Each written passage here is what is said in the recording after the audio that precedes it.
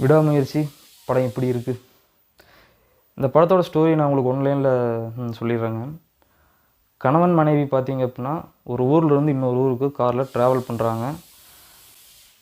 அப்போ அவங்களுக்கு break down ஆகுது அந்த காரு. அந்த தருணத்தில் ஹீரோயின் பார்த்தீங்கன்னா அவங்களுக்கு கடத்தப்படுறாங்க. யார் கடத்தினா, எதுக்காக இப்போ கிட்னாப் பண்ணாங்க, ஹீரோவை போய் கரெக்டாக அவங்கள காப்பாற்றினாங்களா இல்லையா, அதுதான் இந்த படத்துடைய ஆக்சுவல் ஸ்டோரி.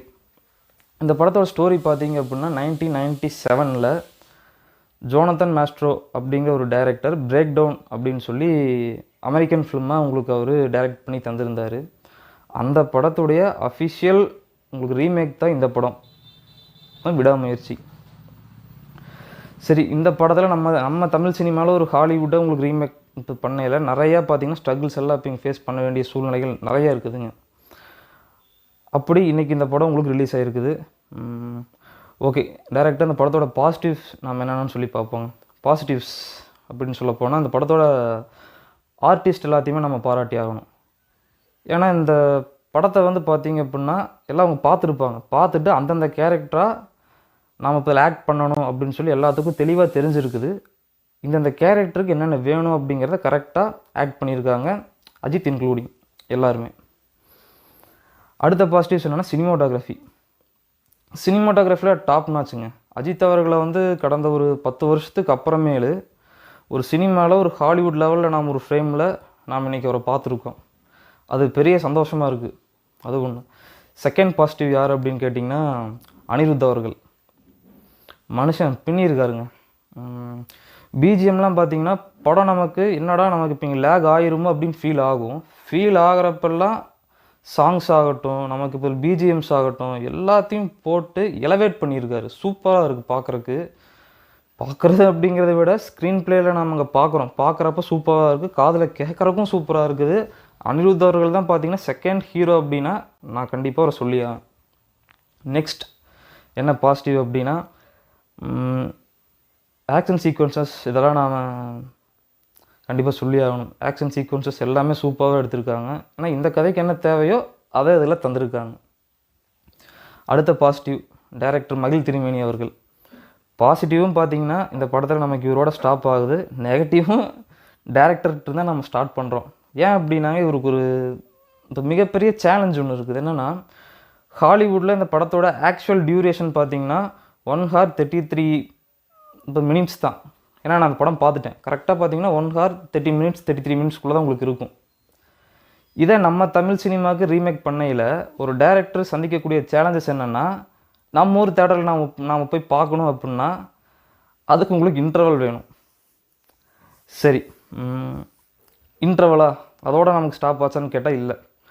படத்துக்கே சம்மந்தமில்லாத 4 பாட்டு நமக்கு அங்கே தேவைப்படும். இதெல்லாம் பண்ணி ஆக்சுவல் டியூரேஷனை இங்கேருந்து பார்த்தீங்கன்னா 60 minutesக்கு நாம் இங்கேருந்து தூக்கிட்டு போகிறோம். 1 hour 30 minutes அப்படிங்கிறத 2 hour 30 minutesஸாக டைரக்டர் கரெக்டாக இப்போ மாற்றி ஆகணும்.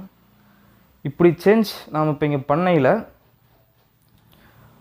அந்த 60 minutes இருக்குது பார்த்தீங்களா, அது கொஞ்சம் சொதப்புச்சு அப்படின்னாலும் தேட்டரில் உட்காந்துருக்க ஆடியன்ஸ் படம் சரியில்லைப்பா, படுமொக்கையாக இருக்குது அப்படின்னு சொல்லிட்டு சிங்கிள் வேர்டில் அவங்க சொல்லிட்டு போயிட்டே இருப்பாங்க. இந்த சேலஞ்சை இந்த டைரக்டர் எப்படி ஹேண்டில் பண்ணியிருக்காரு அப்படின்னு தான் நம்ம இதில் பார்க்கணும். நான் சொன்னேன் இல்லைங்களா, 60 minutesல பார்த்தீங்க அப்படின்னா 30 minutes கரெக்டாக அவர் தப்பிச்சிட்டாரு. அடுத்த 30 minutes இவர் சிக்கியிருக்காரு. அதை சொல்கிறேன் நான். இந்த 30 minutes அவர் தப்பிச்சாருன்னு பார்த்தீங்களா, லவ் போர்ஷன்ஸ் வச்சு இவர் கரெக்டாக தப்பிச்சிருக்காரு. லவ் போர்ஷன்ஸ் எல்லாம் பார்த்தீங்கன்னா அன்எக்ஸ்பெக்டடாக இருக்குது, எல்லாமே சூப்பராக இருக்குது பார்க்குறக்கு. அடுத்த 30 minutes தான் இந்த படத்தோட நெகட்டிவே இங்கேருந்து ஸ்டார்ட் ஆகுது.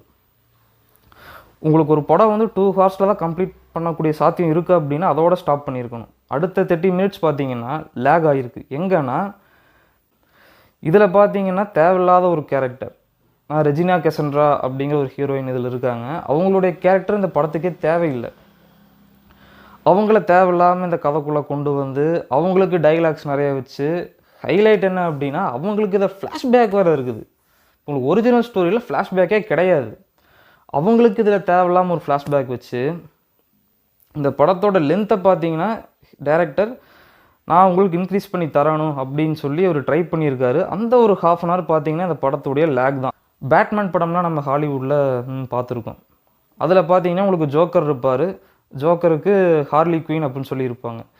இங்கே டேரக்டர் வந்து அதைத்தான் ட்ரை பண்ணியிருக்காங்க. அது இந்த படத்துக்கு செட் ஆகலை. அந்த மாதிரி இவங்க டைரக்ட் பண்ணலை. அந்த ½ அன் ஹவர் தேவையில்லாத ஒரு ½ அன் ஹவர் இப்படிலாம் ட்ரை பண்ணியிருக்காங்க. இதெல்லாம் அவங்க காமிக்கணுங்கிற தேவையே இல்லை.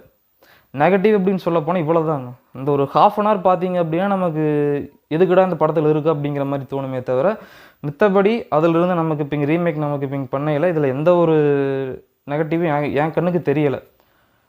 ஓகே, நெகட்டிவ் நமக்கு இவ்வளோ தான். படம் எப்படி இருக்குது ஓவராலாக பார்க்கலாமா, ஒர்த்தா அப்படின்னு கண்டிப்பாக என்கிட்ட கேட்டிங்கன்னா, இந்த படத்தோட கதை எனக்கு ஏற்கனவே தெரியும். நான் ஆல்ரெடி ஹாலிவுட்டில் வந்து பார்த்தீங்களா அந்த படத்தை நான் பார்த்துட்டு எனக்கு தமிழ் ரீமேக்கில் நான் போய் பார்க்கையில் நான் சாட்டிஸ்ஃபைடு தான். பட் எதிர்பார்த்த அளவு இல்லை. உங்களுக்கு இந்த படம் வந்து ஃபஸ்ட் டைம் இந்த படத்தோட கதை எனக்கு எதுவும் தெரியாது அப்படின்னு உங்களுக்கு இருந்துச்சு அப்படின்னா கண்டிப்பாக இந்த படம் உங்களுக்கு சாட்டிஸ்ஃபைடாக தான் இருக்கும். கண்டிப்பாக பார்க்கலாங்க. ஒன் டைம் வாட்சபிளுங்க. கண்டிப்பாக பார்க்கலாம். என்ஜாய். பாய்.